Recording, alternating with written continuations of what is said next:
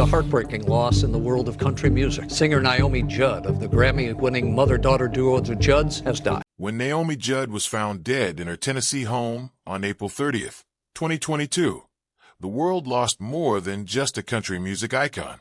They lost a woman who had spent decades smiling through pain, performing through exhaustion, and advocating for mental health awareness while privately drowning in her own darkness. The autopsy report, released weeks after her death, promised answers. Instead, it delivered a cascade of disturbing revelations that transformed how the public understood the matriarch of one of country music's most beloved families. Behind the sequin gowns, the Grammy Awards, and the mother-daughter harmonies that defined an era lay a body marked by surgical alterations, a brain saturated with powerful psychiatric medications, and a final handwritten message that reportedly cast blame where fans least expected it. The Judds had just announced a farewell tour. Naomi was scheduled to be inducted into the Country Music Hall of Fame the very next day. On paper, she was standing at the peak of a triumphant comeback. In reality, she was alone in her home, preparing to leave behind a legacy that would forever be shadowed by the circumstances of her departure. What forensic examiners discovered when they examined Naomi Judd's body was a study in contradiction. On one hand, here was the body of a woman who had invested enormous resources into maintaining her public image.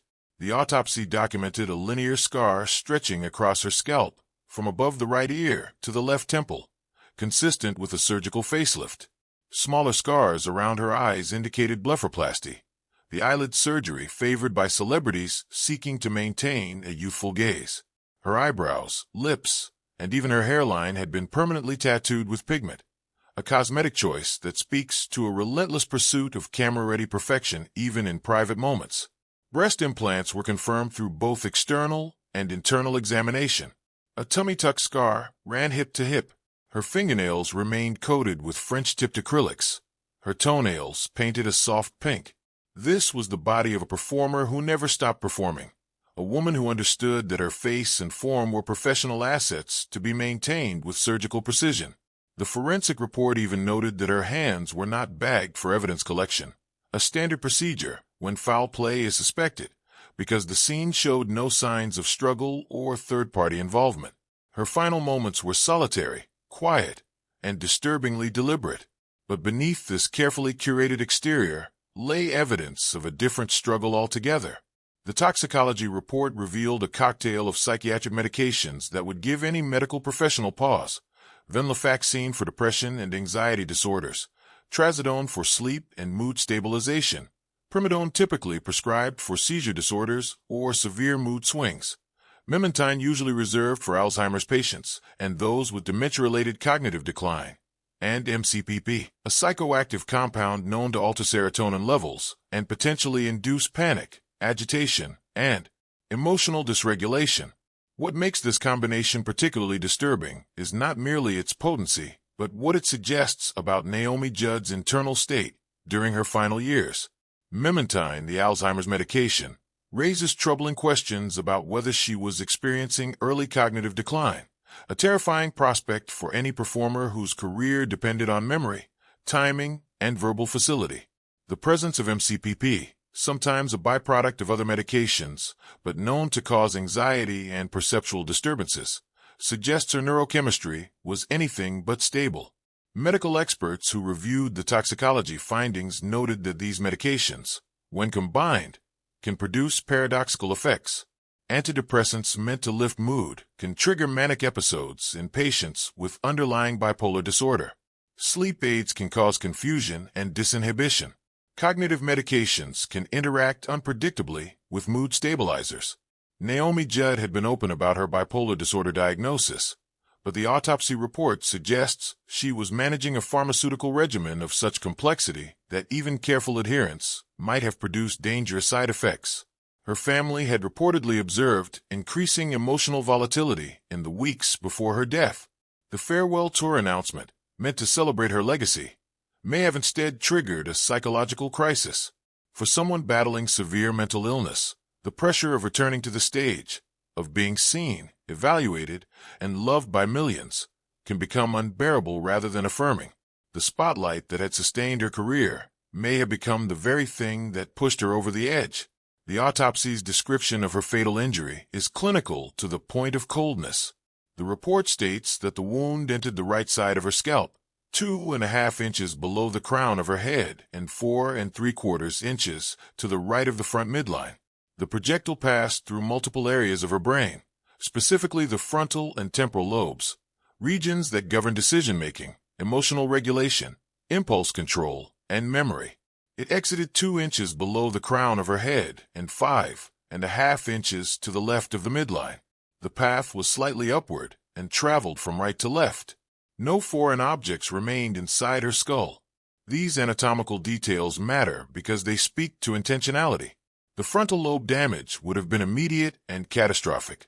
But before that moment, Naomi Judd had to pick up the object she used.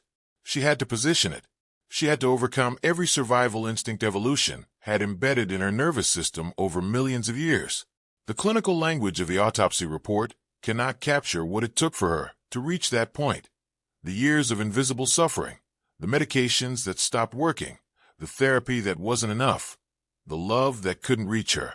She was dressed in white pants whose waistband was secured with a safety pin, a white shirt, and a blue robe. A blue bedsheet and pillow were taken with her to the hospital. These mundane details, the safety pin, the choice of clothing, the bedding, make the scene more haunting, not less. There was nothing theatrical about her death. No grand gesture, no audience. Just a woman in her own home, wearing comfortable clothes, ending a pain that no one else could fully see. Perhaps the most controversial element of the autopsy report is the mention of a handwritten note found near her body. While the complete contents have never been officially released to the public, multiple sources with knowledge of the investigation have reported that the note contained language critical of her daughter Winona. Some accounts suggest Naomi expressed feelings of betrayal or disappointment. Others indicate the note reflected the complicated, often strained dynamic that had characterized their relationship for years.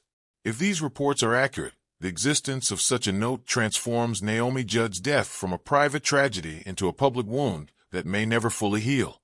Winona Judd, who had stood beside her mother on countless stages, who had harmonized with her through decades of hits, who had navigated the unique pressures of being both daughter and professional partner, now faces the possibility that her mother's final written words contained blame rather than blessing.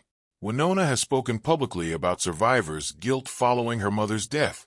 She has described the emotional distance that had grown between them in Naomi's final years, not because of any single argument or betrayal, but through the gradual, quiet accumulation of unspoken resentments and unmet needs. "I miss her," Winona said in one interview, her voice heavy with a grief that seemed to have no bottom. "But we just don't talk." That present tense phrasing, "we don't talk," reveals how disorienting this loss has been.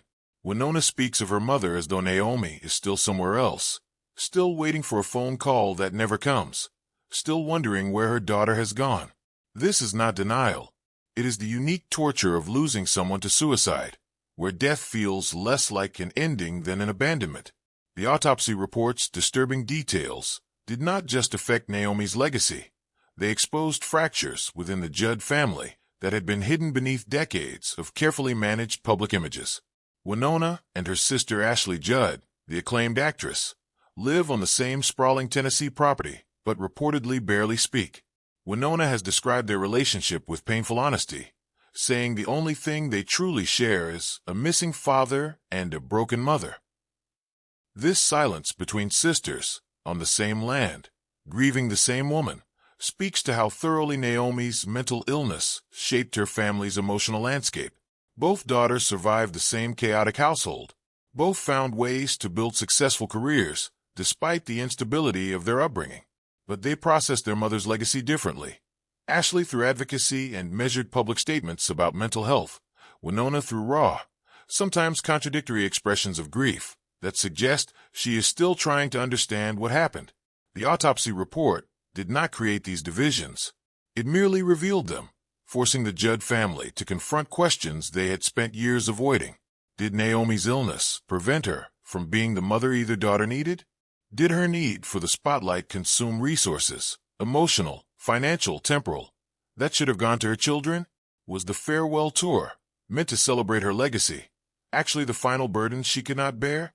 For all its clinical detail, the autopsy report cannot answer the most important questions. It cannot explain why Naomi Judd chose the day before her Hall of Fame induction, a moment that should have represented triumph, validation, and the crowning achievement of her career. It cannot explain why a woman who had survived hepatitis C, who had beaten the odds after being given just a few years to live, who had become a mental health advocate helping others find hope, could not find hope for herself. The report documents the presence of chronic lung inflammation, which had made singing more difficult, a devastating development for someone whose entire identity was built around her voice. It notes the hepatitis C was in remission, but the disease had already done its damage. It catalogs the scars, the implants, the tattoos, the medications, the wound, the exit, the absence of struggle. But the report cannot capture the silence of that Tennessee home on the morning of April 30th, 2022. It cannot measure the weight of years spent smiling through pain. It cannot quantify the exhaustion of fighting a war against your own brain every single day, with no ceasefire in sight, no surrender terms, no victory condition. The disturbing details found in Naomi Judd's autopsy report force a reconsideration of everything fans thought they knew about her. The woman who sang about family, faith, and resilience was simultaneously falling apart in ways that no amount of surgery, medication, or professional success could repair. Her body, meticulously maintained for public consumption, became the site of a private devastation that her family is still struggling to understand. Winona continues to perform. She completed the farewell tour alone. She speaks about her mother with a mixture of love, confusion, and pain that feels achingly authentic. But the autopsy report's revelations have added a new layer to every Judd song played on the radio. When Naomi sang about heartbreak, she wasn't just performing. She was describing her own reality. When she spoke about mental health advocacy, she wasn't just raising awareness. She was begging for a lifeline that never quite reached her. The most disturbing detail in the autopsy report may not be the wound, the medications, or the note. It may be the ordinariness of the scene. The white pants with the safety pin, the blue robe, the bedsheet taken to the hospital. Naomi Judd died not in a dramatic blaze of glory, but in the quiet, devastating privacy of her own home, surrounded by the evidence of a life spent trying to be beautiful enough, successful enough, loved enough to silence the darkness that ultimately consumed her.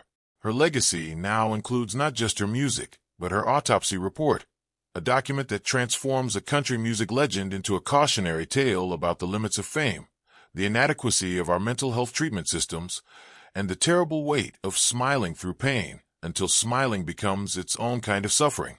The Judd's farewell tour became something no one anticipated. Not a celebration of what had been, but a memorial to what could not be saved.